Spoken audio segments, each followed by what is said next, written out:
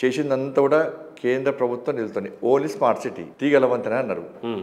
తీగల వంతెన కట్టినాక అది ఉంటుందో కూర్చుందో ఇప్పుడు గ్యారెంటీ లేదు. స్మార్ట్ సిటీ నిధులు ఎవరి?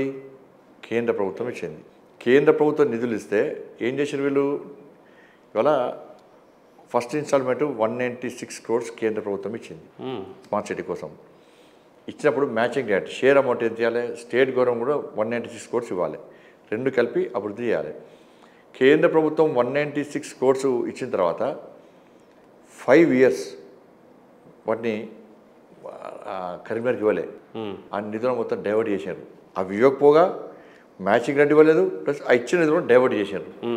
డైవర్ట్ చేసినాక నేను ఎంపీ అయిన తర్వాత నేను urban development committee standing committee member. నేను హైదరాబాద్లో మీటింగ్ జరిగినప్పుడు నేను 3 times సెంట్రల్ గవర్నమెంట్ లేఖ రాసింది స్టేట్ గవర్నమెంట్.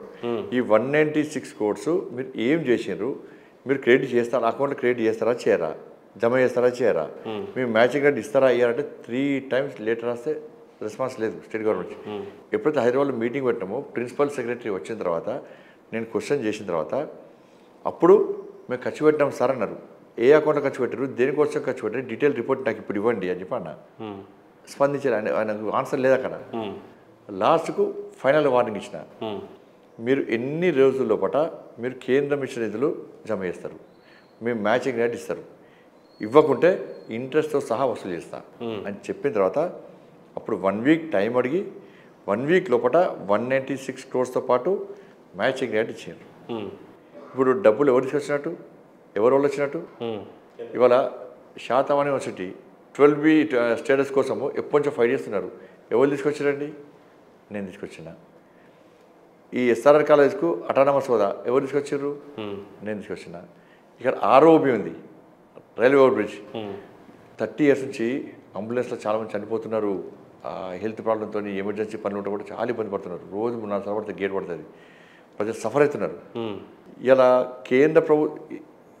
కేంద్రం నుంచి ఏ స్కీమ్ కూడా డైరెక్ట్ మనం అమలు చేయాలి. ఇక్కడ రాష్ట్ర ప్రభుత్వం అప్రూవల్ ఉండాలి. ఇలా ROB కోసం అని చెప్పి వీళ్ళు మాకు అప్రూవల్ ఇవ్వకుంటే తెలంగాణకు సంబంధించి రైల్వే ఫైల్స్ అన్నీ కూడా పెండింగ్ పెట్టించిన. కోపం కొద్దే మీరు ROBకి అప్రూవల్ ఇస్తేనే నేను మీ తోడికి చేయిస్తా, లేకపోతే చేయని చెప్పి మరి రైల్వే మినిస్టర్ అన్ని పెండింగ్ పెడితే, నితిన్ గడ్కరీ గారు నేషనల్ హైవే మినిస్టర్ పెండింగ్ పెడితే అప్పుడు అప్రూవల్ ఇచ్చారు. ఇచ్చినాక కేంద్ర ప్రభుత్వము 20 crores ఇచ్చింది, రాష్ట్ర ప్రభుత్వం 80 crores ఇవ్వాలి. 20% షేర్ సెంట్రల్ ఇస్తుంది, 80% స్టేట్ గవర్నమెంట్ ఇవ్వాలి. 6 months దాకా 8 crores ఇవ్వాలి. మరి 20 crores చేసినాము, వీళ్ళు 8 crores ఇస్తలేరు. ఇస్తే నాకు పేరు వస్తుంది, మోడీ గారి పేరు వస్తుంది అని చెప్పి 6 months దాకా చూసిన తర్వాత ఈ లోపల కరీంనగర్ ప్రజల అదృష్టం కొద్దీ సేతు బంధన్ అనే కొత్త స్కీమ్ చేసింది సెంట్రల్ గవర్నమెంట్. నితిన్ గడ్కరీ గారు రాష్ట్ర ప్రభుత్వాలు సహకరిస్తలేరు, బడ్జెట్ ఇస్తలేరు, ల్యాండ్ ఎక్విజిషన్ సహకరిస్తలేరు. కాబట్టి సేతు బంధన్ స్కీమ్ ఏంటంటే నేషనల్ హైవేకి సంబంధించి ఎక్కడ రోడ్ క్రాసింగ్ ఎక్కడ ఉన్నవాడు ప్రజలు ఇబ్బంది పడే క్రమంలో CRF పైసలు పూర్తి 100% నిధులు సెంట్రల్ గవర్నమెంటే ఇస్తుంది అని చెప్పి ఆ సేతు బంధన్ స్కీమ్ కింద మార్చి, అది ఎవరితో కాదు మార్చడం, ఒక్కసారి బడ్జెట్ రిలీజ్ అయినాక స్కీమ్ మార్చరాదు, మళ్ళీ ఒప్పించి మెప్పించి 100% నిధులు సేతు బంధన్ స్కీమ్ కింద పెట్టించి 154 crores వాళ్ళు తీసుకొచ్చి మేము ఇచ్చినాం. ఏది మరి ఇన్ని విషయాలు కరీంనగర్ ప్రజలు ఎలా విస్మరించారు అంటే ఏం చేసారు? నేను లేనప్పుడు నుంచి కొబ్బరికాయ ఒట్టికింది. గవర్నమెంట్ హాస్పిటల్ పైసలు నేను పట్టుకొచ్చిన కొబ్బరికాయ ఒట్టిపోతారు. స్మార్ట్ సిటీ ఎక్కడ విలువరు, నేను కొబ్బరికాయ ఒట్టిపోతారు. అన్నిటికంటే ఏదైనా కూడా వాళ్ళు కొబ్బరికాయలు కొట్టడం తప్ప ఏ ఒక మహిళ, ఒక 65-70 ఏళ్ళ మహిళ ఒక వీడియో చాలా సర్క్యులేట్ అయింది. ఏది ROB అప్పుడు మహిళలు పిలిపించి కొబ్బరికాయ కొట్టిస్తుంటే అక్కడ ఆఫీసర్ ఎవరిపై తీసుకొచ్చింది ఇది అంటే బండి సంజయ్ తీసుకొచ్చిండు. అసలుకి మరి బండి సంజయ్ తీసుకొస్తే TRS అంటే కొడుతున్నా కొబ్బరికాయలు, ఆ వీడియో మొత్తం పోయింది. కాబట్టి ప్రభుత్వం వాళ్ళది, ఒక సెక్షన్ మీడియా వాళ్ళకు సపోర్ట్ ఉన్నది.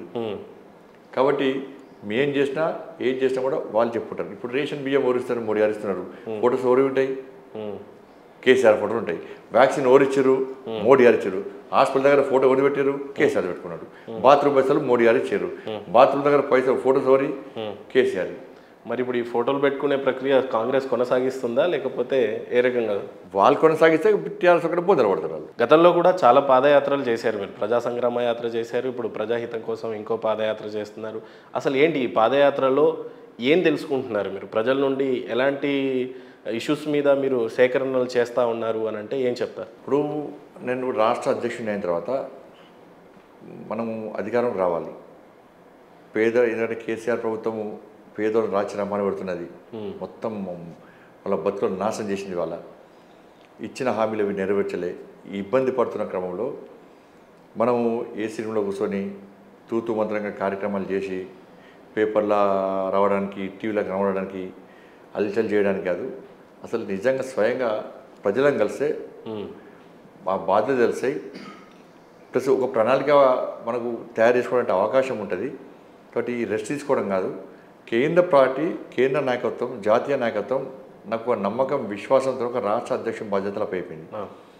రాష్ట్ర అధ్యక్షుని బాధ్యతలు అప్పయిపోయిన మన జేపీ నడ్డా గారు తెలంగాణ రాష్ట్రంలో బీజేపీ అధికారంలోకి రావాలి, ప్రజల కోసం, కార్యకర్తల కోసం నీకు బాధ్యతలు అప్పచెప్తున్నాం, నువ్వు ఫ్రీగా తిరగాలి, ఏం చేస్తావో మాకు తెలియదు అని చెప్పి అన్నారు. అటువంటిప్పుడు నేను మామూలు వ్యక్తిని సార్, నాతో కాదు సార్ అని చెప్పాను.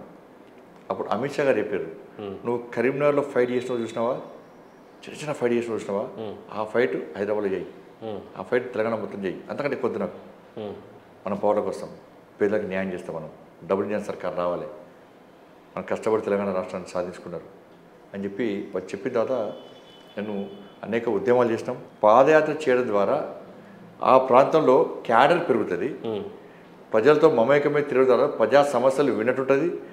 తెలంగాణ ప్రజలు కష్టాల్లో ఇబ్బందులు ఉన్నారు కాబట్టి ఒక భరోసా కల్పించడానికి అవకాశం ఉంటుంది. కేంద్రం అనేక సంక్షేమ పథకాలు అమలు చేస్తున్నది, అన్ని కేసీఆర్ పథకాలను చిత్రీకరిస్తున్నారు కాబట్టి వాటిని కూడా నరేంద్ర మోడీ గారి పథకాలను కూడా వివరించేటువంటి అవకాశం ఉంటుంది. దీని ద్వారా భారతీయ జనతా పార్టీ అధికారంలోకి వస్తుందని ఒక భరోసా కూడా కల్పించేటువంటి అవకాశం ఉంటుందని చెప్పి ఒక ఆలోచనతో ఈ ప్రజా సంగ్రామ యాత్ర పేరుతో దాదాపు 150 రోజుల పాటు 1600 కిలోమీటర్లు ఎండలో, వర్షాకాలంలో, చలికాలం కూడా యాత్ర చేసినాం. ఆ యాత్ర ఎట్లయిందో మీకు తెలుసు. కానీ ఈ యాత్ర చేయడం ద్వారా ప్రజల్లో కూడా విశ్వాసం, నమ్మకం ఏర్పడ్డది. భారతీయ జనతా పార్టీ మా కోసం కొట్లాడుతున్నది, ప్రజలంతా ఎదురుస్తున్నారు. బీఆర్ఎస్ పార్టీ మమ్మల్ని రాసి రమ్మని పెడుతున్నది, దీనికి వ్యతిరేకంగా వచ్చే పార్టీ ఏది, మమ్మల్ని ఆదుకునే పార్టీ ఏదని ప్రజలు ఆలోచిస్తున్న తరుణంలో ఇలా భారతీయ జనతా పార్టీ మీద ప్రజా సంగ్రామాలతో చేయడం ద్వారా విశ్వాసం, నమ్మకం ప్రజలకు ఏర్పడ్డది. అందుకే బీజేపీ అని చెప్పి ప్రజలు మా వైపు వచ్చారు. అందుకే దుబ్బాక్ ఎలక్షన్స్ కానీ, జిహెచ్ఎంసీ ఎలక్షన్స్ కానీ, హుజాబాద్ ఎలక్షన్స్ కానీ, మునుగోడు తక్కువతో ఓడిపోవడం కానీ, దాంతోపాటు ఎమ్మెల్సీ ఎలక్షన్స్లో కానీ, ఇలా వరంగల్ కార్పొరేషన్ కానీ, కరీంనగర్ కార్పొరేషన్ కానీ, నిజామాబాద్, ఇట్లా అనేక సందర్భాల్లో ప్రజలు మాకు మద్దతు తెలిపే ప్రయత్నం చేశారు, మాకు అండగా ఉండే ప్రయత్నం చేశారు.